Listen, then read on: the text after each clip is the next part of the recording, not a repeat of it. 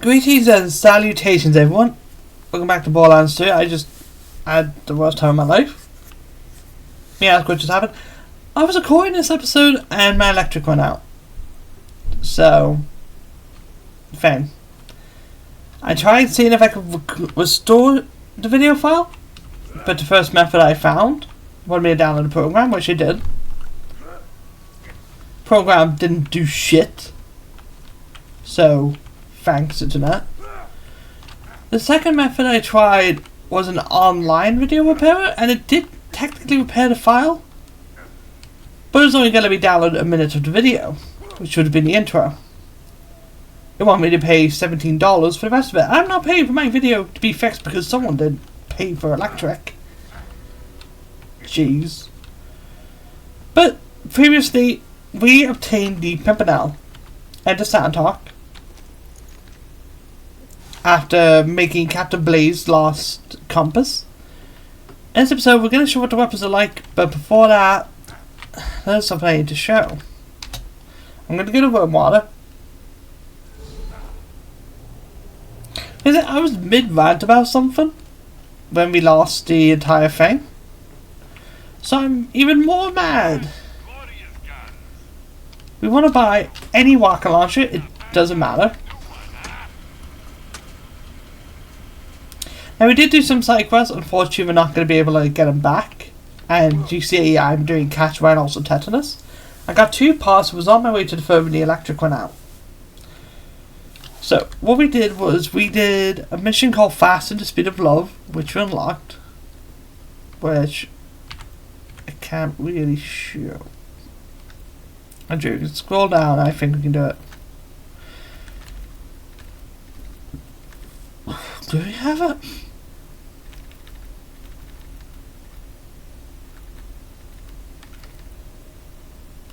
We should have Fast and the Speed of Love done.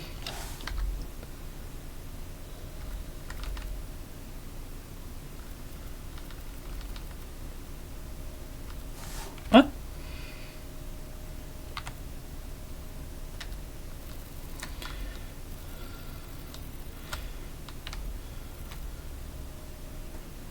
I mean, we did do it. Well, we had a mission called Fast and Speed of Love. Maybe I scrolled past or something.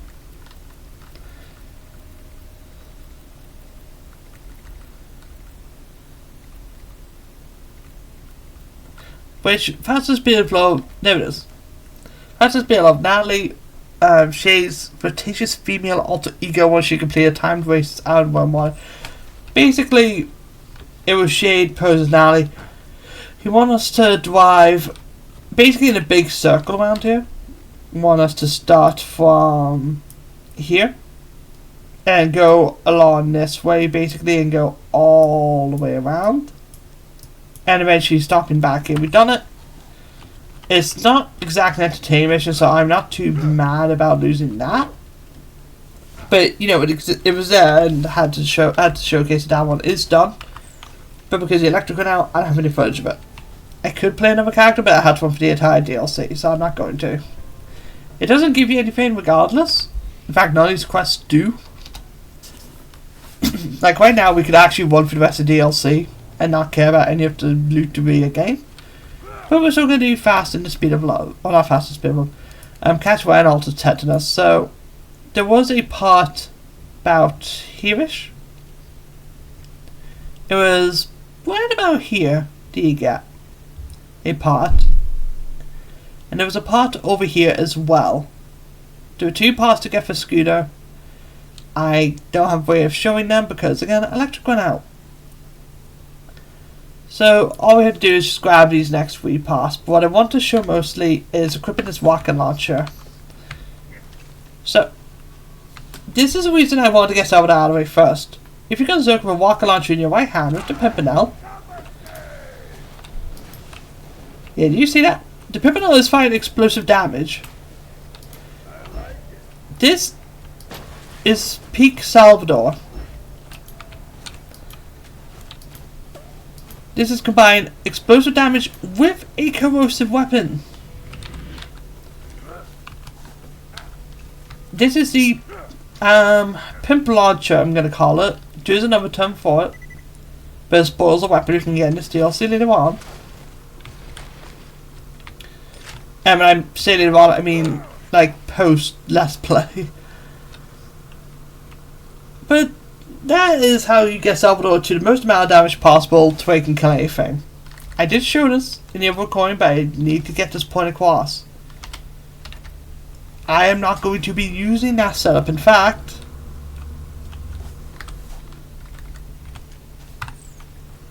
yeah, I'm going to be ignoring rocket launchers because, well, that proves my point exactly. That weapon, well, the rocket launcher with the the rocket launcher with the Pimpernel is absolutely broken, and if you defend Salvador, you probably use this combo when you shouldn't.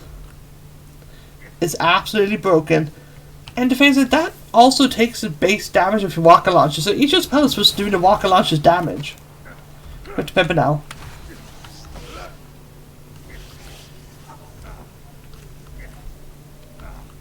But I figured to showcase it because it's why I chose Salvador for this DLC first.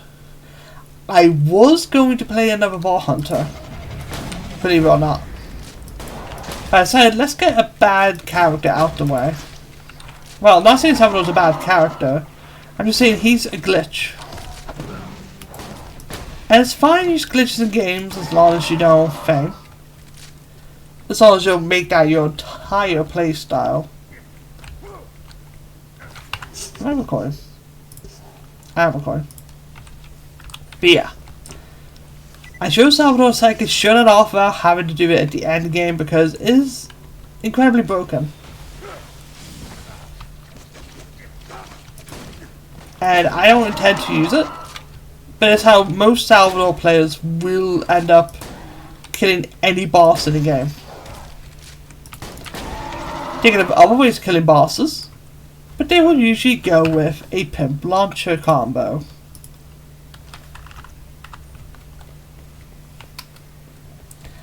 And it's fine, but I guess we can talk about the side quests, because we're not going to be able to have Scooter talk to us. But basically, this side quest is canon to the story. Scooter wants us to get a bunch of parts to keep Sanctuary floating, which you could make a couple different arguments as to where this DLC takes place. You could say this is after the fridge. Well, it is after the fridge. I pressed space. Spacebar? That's weird. I did press spacebar. But yeah. This is pretty canon to the story. It keeps Sanctuary floating. You can say it doesn't, and that's fine. Now, I guess something I could talk about is pimp launching. It's not just rocket launchers. It's any explosive weapon, really. But launches at the highest base damage you can get.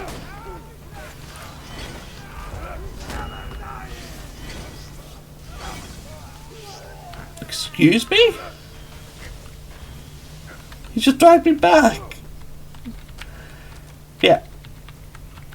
Salvador can use any explosive weapon with the Pimpernel. And that's why Pimpernel is... It's one of the reasons the Pimpernel is considered the best sniper in the game. It's mostly just considered that because of the weapon spread on it. It's good for boy. And the thing is that this glitch isn't exclusive to Salvador. I'll be completely real. If you were to fire the Pimpernel and swap weapon fast enough to rocket launcher, it would still do the same thing. There's a character who could do that. In fact, there might be two. Maybe 3 or 4. Like, the original 4 Ball Hunters might be able to do it. But I won't confirm that. I think Axton can technically do it, but he has to swap to the rocket launcher from the Pimpernel.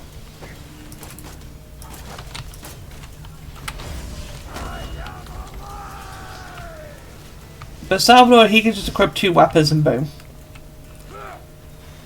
Like, it's just done, you know? And that's why I don't like Salvador. This playstyle could be fixed, but it never has been. And that's why I chose it for this DLC. I was going to play him on a DLC that I personally dislike.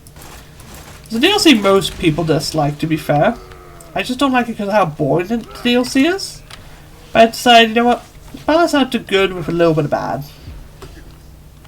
There you go. There's all the parts for Scooter. We're just going to save quick in order to fast travel quicker. Because the way everything went, we were going to get like to the top of Magnus Lighthouse at the end of the previous recording. Because Freedom of Speech is Washburn Fire? No. This is at Magnus Lighthouse. The intention was get to the end of Magnus Lighthouse and then finish the episode, but honestly, this might be where we finish the DLC story now because of the way things worked. Basically, we get one less episode out of this, which I mean, that's not a bad thing, really. Thanks. I figured the scrap will take at least a week to deconstruct back to Sanctuary, but I'll go ahead and pay you up front, because I'm that kind of guy. You're welcome. Now, when I was recording, I did unlock Magnus Lighthouse. So we can actually fast travel there. Built the Magnus Lighthouse a few years before he died. We went over to Scarlet. Say that if you take the compass to the top of the lighthouse, it'll show you exactly where the treasure is buried. Of course, Blade's notes also had a lot to say about society being secretly run by sentient tacos. It kind of went off the rails there near the end. We can't get up there, fine. Enter the driver's seat of a perfectly perpendicular vehicle. But we're gonna go this way.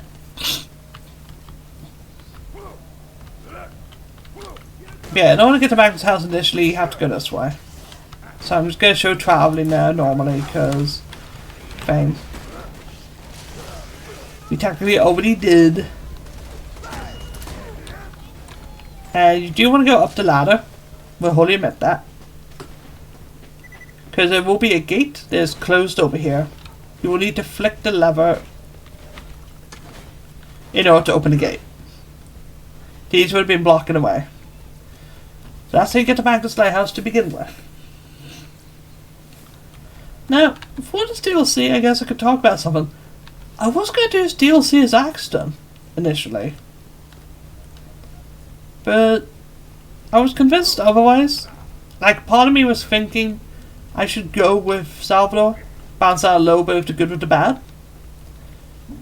But I was convinced by something Basawichi said to me. He convinced me to try the build I'm using right now, the orphan maker and all that, for the deputy build. And honestly, I'm glad I took that advice. Because now I don't have to play Salvador later on. And the deputy build for Salvador is pretty fun. But yeah, welcome to Magnus Lighthouse. As you can see, big old part up there, that's where the lighthouse is. If you reach the treasure before me, which you won't of course, but just in case, be careful of the Leviathan. It ain't Roscoe, as I may have already mentioned. Blade's notes say it will die to protect the treasure chamber. And here's a little speed one trick you can do. You can skip that entire bit where you're meant to run around. I'm not going to because there's something that might show up. But I want to grab treasure in a bottle. There's right here. But there's something I want to look for. In this area. Will I get it? I don't know. I mean, I didn't get to stick pass, so you never know. But we will go this way. And if not, we'll have to make a weapon guide. Which, you know, always fun.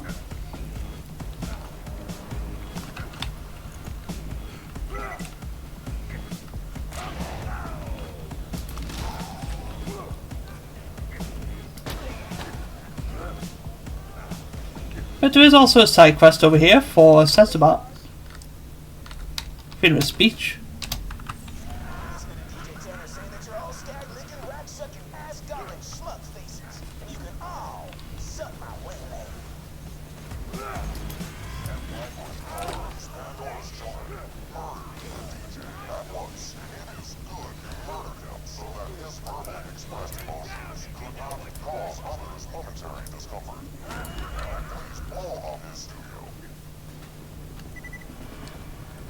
Yeah, we do need to destroy some stuff about here.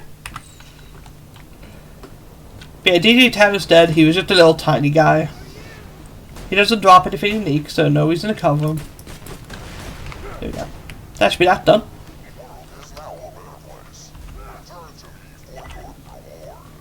Turn me for your reward. Here we go, return to send spot later.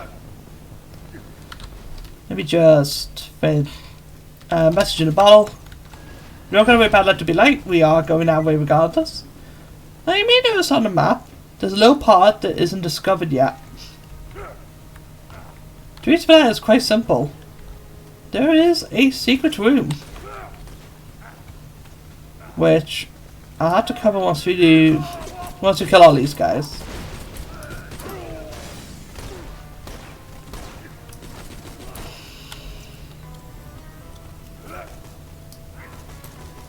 Yes, that's fine. You should pimp it out for now. Like, even though his projectile spray is the reason it's so good, it's still a really good sniper. Has some good headshots. Kind of the reason why I want to play a different character for DLC, because this weapon is incredible on zero for boring. Because you can spawn the pellets inside of an enemy if you shoot them just right, and those pellets will bore.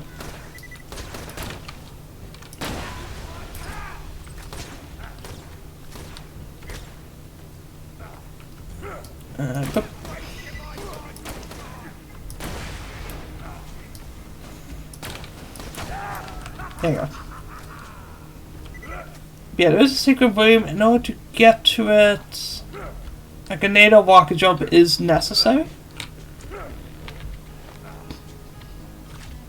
Unless it's some way I don't know, which I mean, maybe?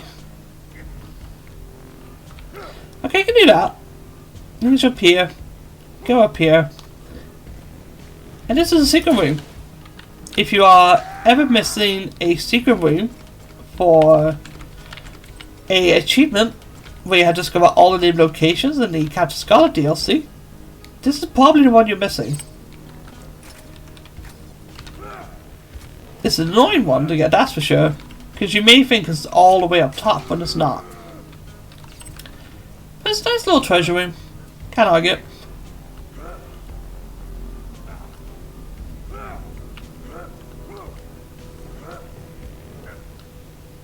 But we're going to continue on. In fact, Let There Be Light is actually where the treasure in the ball, the message in the ball is.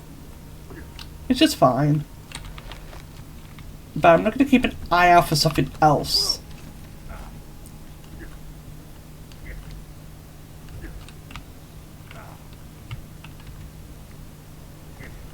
But there might be a weapon guide. Yeah, it's probably going to be for a weapon guide. I don't think they spawn here initially. But we have to wait on this lift. But something else you can do is this. You can move this crane and get a turret. Is it a good turret? Not really. In all honesty, the enemy's probably going to run for it. But this turret has a little bit of a special property, which is tough to explain. I don't know anything about. I guess that's a special property, is it's a piece of shit. Well, I guess I could technically show it. I don't know if that counts or not. Oh, we got one back.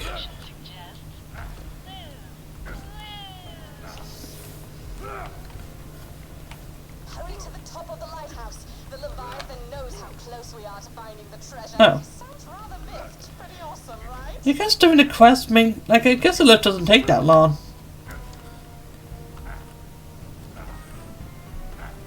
But let's see, is it still there? Yeah. You can see the turret is actually still there. That turret can infinitely die. You may ask, what does that imply? A lot of things. A huge plethora of things. There is a glitch that I'll be showing later on that has some broken implications. I mean, very broken. To the point where you could kill anything. Why is my Slayer still there? You have a turn to spot. That's weird. It basically means that you can kill that turret over and over and over again to get your kill skills. And some characters can keep their kill skills permanently. Zero is not one of them. There are 2 characters that can do this glitch. And they have huge implications. One of them can make an enemy or a boss kill themselves. The other can get insane movement speed. Like absolutely insane, and you can stack that with an infinite shield. Which does some very crazy things. Very crazy things. But we'll show them later on. Because they require a very specific setup. And I may need to ask someone to show up to explain how they work better. You're at the top of the lighthouse? Lovely! Just find somewhere to place Blade's compass, and we'll find out exactly where the treasure is buried. I thought that was another unkept herald for a second. But there's 2 chests here. And I have gotten an unkept herald from these chests before, some other legendaries. So I was freaking out. This is where you place the compass. Activate the beacon. What's happening? You did it! It looks like the treasure's buried in worm water. I'll meet you out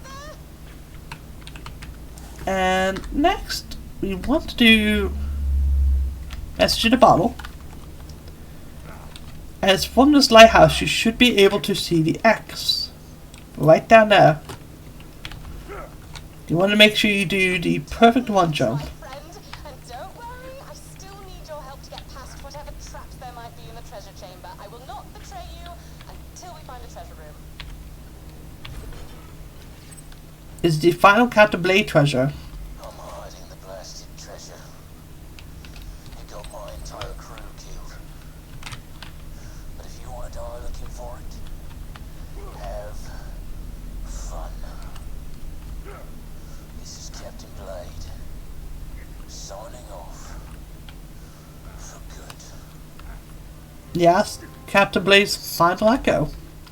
He's given us the Midnight Star. I need to check what. Oh, it's infused time. Huh. Don't know if it has that usually, but I need to find out what the thing is. The curses.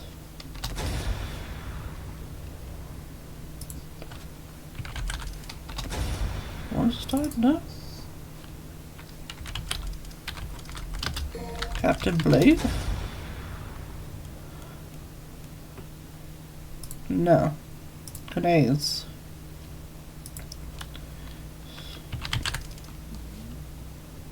There you go, Midnight Star. It only comes in explosive, it's a tour grenade. Let's see. Okay. Bit strange to describe the curse actually. So, it spawns a bunch of child grenades, spawns 6 child grenades upon detonation, but apparently they go back to the initial location that they were thrown from. Which, I don't remember ever seeing that. Yeah, Scarlet is betraying us. You should make that obvious.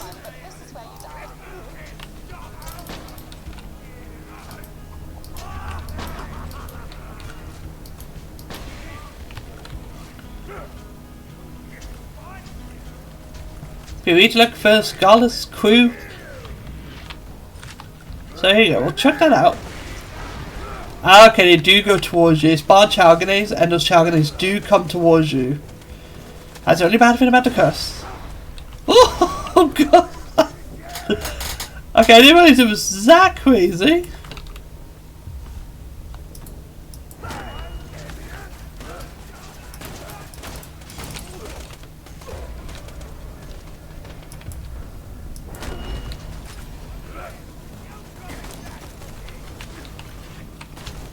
Yeah, what you do is you want to land a grenade behind someone.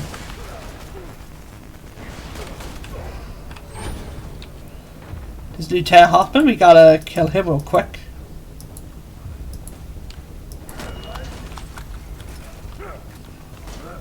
I'm being too cocky with this grenade. Why dude? Chuck the monster like that.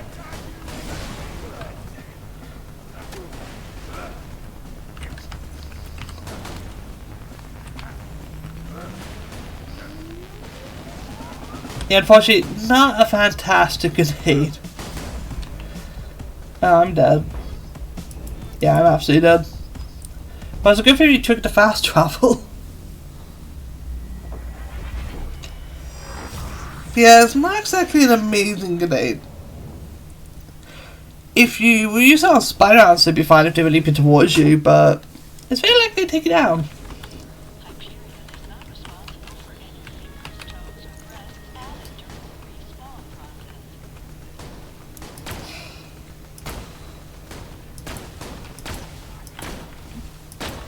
Yeah, these are having a bit of a challenge now.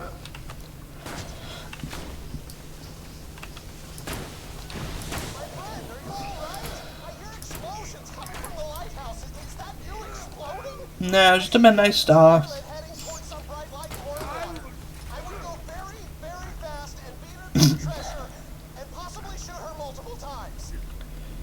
Multiple? Well, how about a plethora of times? Being a midnight star is probably the worst piece of Captain Blade gear. Like, let's talk about what we have achieved so far. At the start of DLC, we obtained the Orphan Maker, which is a fantastic shotgun and arguably the best piece of gear the Captain Blade gives us. We then got the Manly Man Shield, which is really good. Followed by the Auto Idol, which is giving us free health back. And finally the Midnight Star. Unfortunately, gear kind of just gets lower and lower. Because the Orphan Maker's curse is actually decent. And then, of course, the Auto Idol's good. Consolation, I meant everything I said to you. You're an awesome warrior, a real stand-up individual.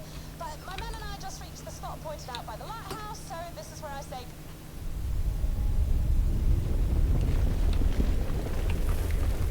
Something just happened. But yeah, the Captain Blade gear is sort of iffy. I think the Midnight Star didn't go, like, if it didn't follow the trajectory the grenade was thrown in, it would have been fine. But the fact that it does is just kind of eh. But I do like the Captain Blade gear. I like Captain Blade as a character. I think he's interesting. But it's time for us to go look for the treasure of the sands. There's a light from Magnus Lighthouse. She's straight over here. So let's see what there is.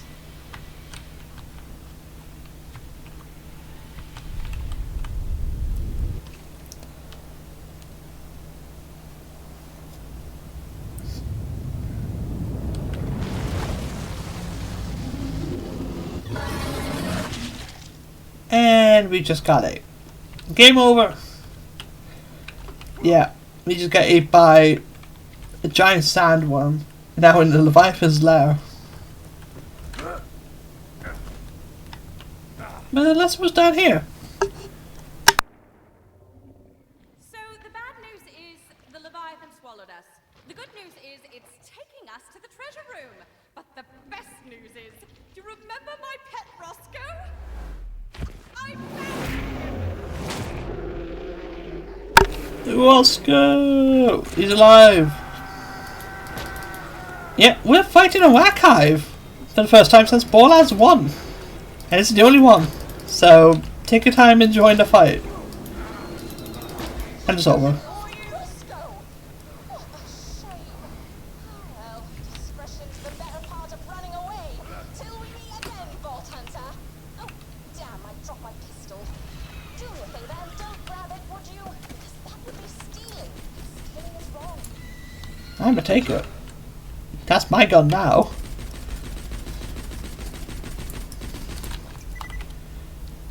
But yeah, it's a whack out of fight, which is good. Say hello to the incendiary greed.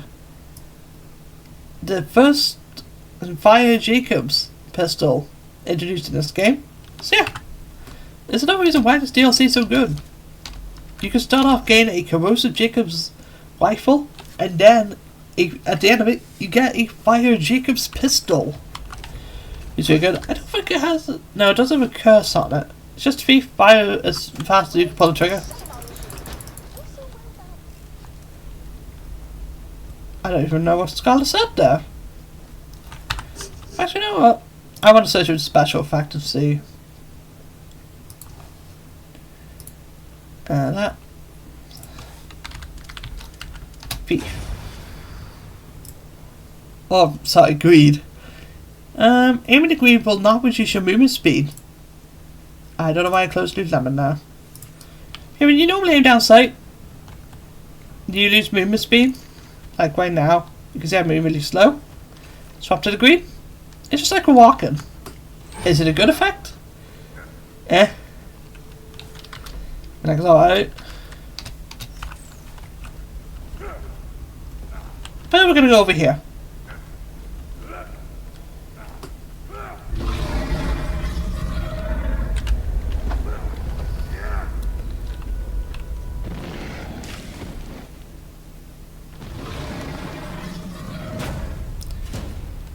Here's a Leviathan. It's really, really big.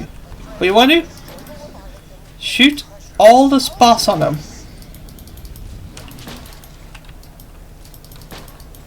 Just every single spot. Like something you can do. Oh, that doesn't recommend a shot. Well, doing enough damage to him will open up these spots. Once you do enough damage to both spots, one more shot.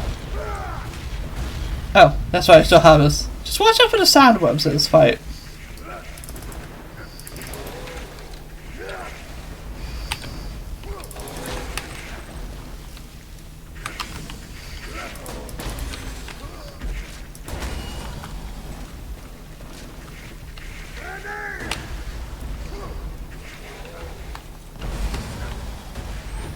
Here, check that. And during this phase we want to just kill all of these sandworms. Come on, show your face, sandworm. Upon killing them all, these should reveal the final spot. Just watch out for the sandworm queens. They will spawn more sandworms. They can potentially be queens. Oh, there we go. He's opened up his mouth. You gotta shoot that final spot.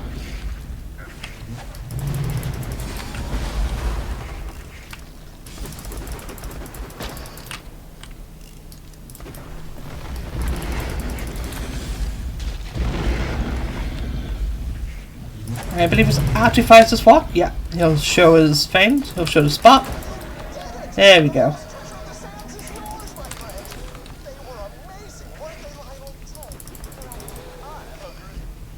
I agree. Just a sec. Finish off this last sandworm. Can't allow it to become another Leviathan. That'd be terrifying. This guy is just huge.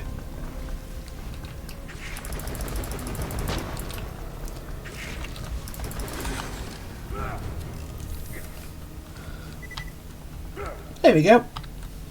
You want to jump on a Leviathan? And there's a couple things you could do. Well, I'll try and showcase it later on. Because I don't exactly remember how to do it. If we go over here, there's the treasure room.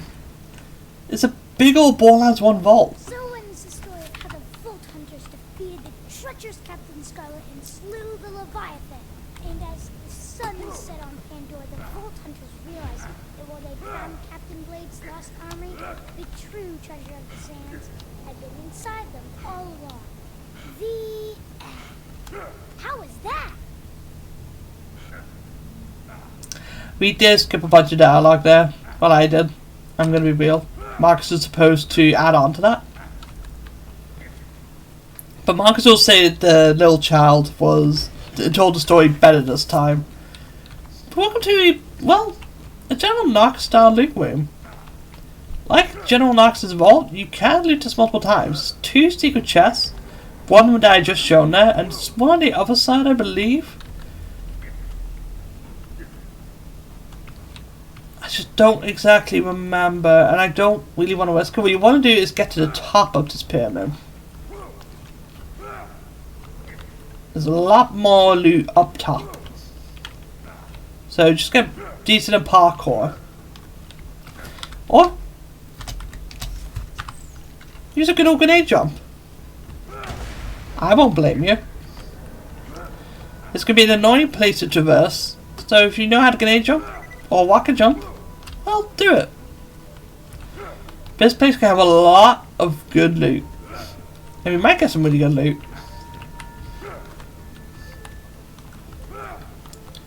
Yeah, that's this DLC basically done. There's 2 side quests, I think. Well, we do want to turn in a Washburn Foundry, thinking about it. I completely forgot to turn that one in. But we will do that. This will be the last episode of the DLC, I think, because we'll just get the last thing done. But it is a glitch to get back to his vault. I want to show it, but I don't remember the exact mechanics of it. Yeah. When I said this was a knock-style vault, I meant it. Heck, there's meant to be a chest here. We actually got less loot than we usually get. But open up all these chests, they could have some nice purples, sometimes a legendary. I think I just got unlucky, in all honesty. There's some good class mods. You can get Savage Beast in here as some other class mods. Ooh, not bad actually. See what I fall into him again. All you gotta do is save quit. You may ask why. When you end up back inside the Leviathan, you don't have to fight Wasco again. In fact, the one time you fought Wasco is the only time you will ever fight him. Well, you do get another time to fight him. I will go over that. But thing.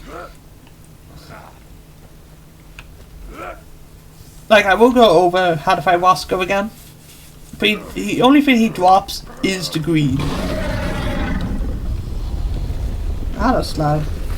But if you come back here, go for the opening cutscene again. And you get to fight the Leviathan again. So let's see how fast I can kill him this time. He's dead. I wanted to show that. You can literally just come back, go for the Leviathan's opening cutscene, and there is a glitch you can do where you can go back into the treasure room, as it will not open. Like when I walk over here, the door is not gonna do anything.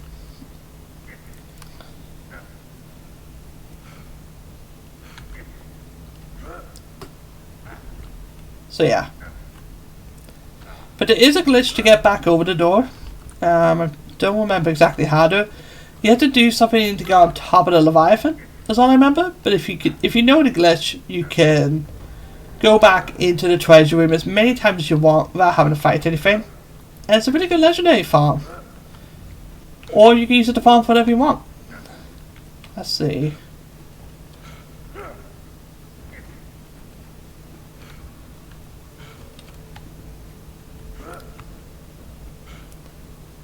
That's not good. I might be dead.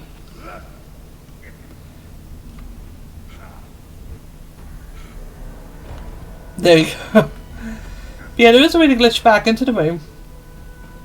I don't remember the exact solution. I don't really intend to do it because, I mean, this is the last time I'm touching Salvador.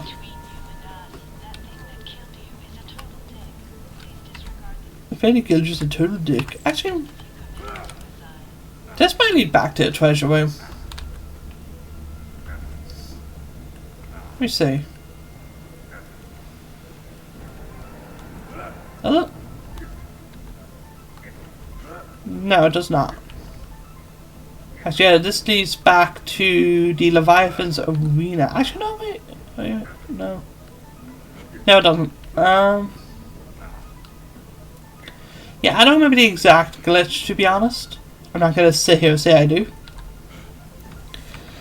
So we're just going to continue and finish up the last couple things you can do in this DLC. Well, we can. This leads all the way back to Oasis. Yep, Captain Blake's treasure is right next to us this entire time. Which is great.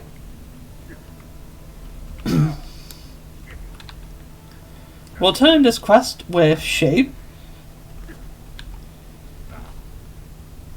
Oh, this place looks so good in the daytime. I love it.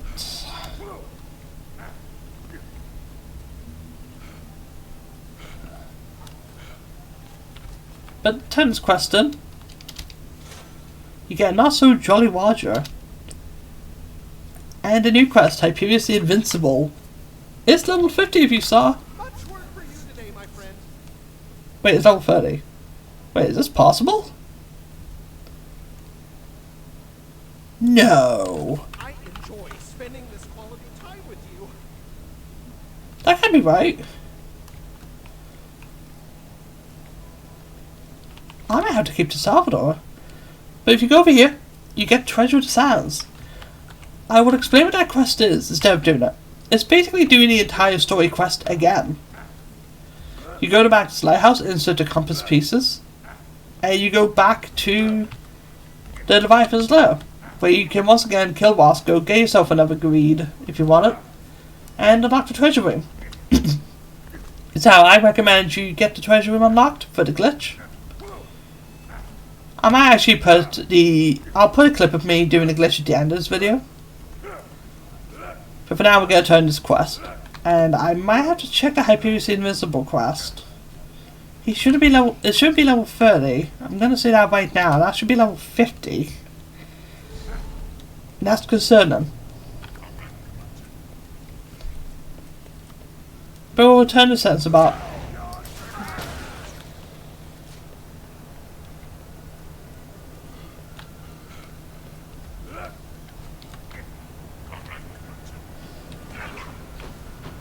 Oh yeah, Star Grenade! I know the Midnight Star equipped. Honestly, the Midnight Star isn't exactly a loss to not have equipped. I'd probably have kept a Stormfront if I had a choice. Here you go. Return to Sensabat. There we go. You get a choice between two weapons. Why don't you grab the rocket launcher?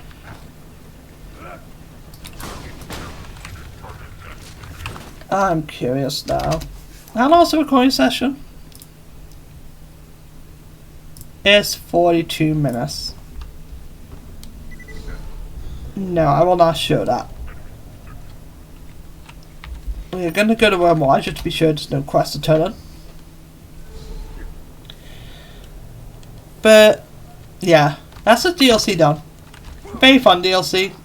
I enjoyed playing Salvador for this, to be honest. So I will put a clip of doing a glitch. Actually no, I won't. Just search up the treasure room glitch. And next time on Borderlands 2, we are going to do another Headhunter as a different character. I won't say who it is, but I think they'll be fun. I will see you guys then.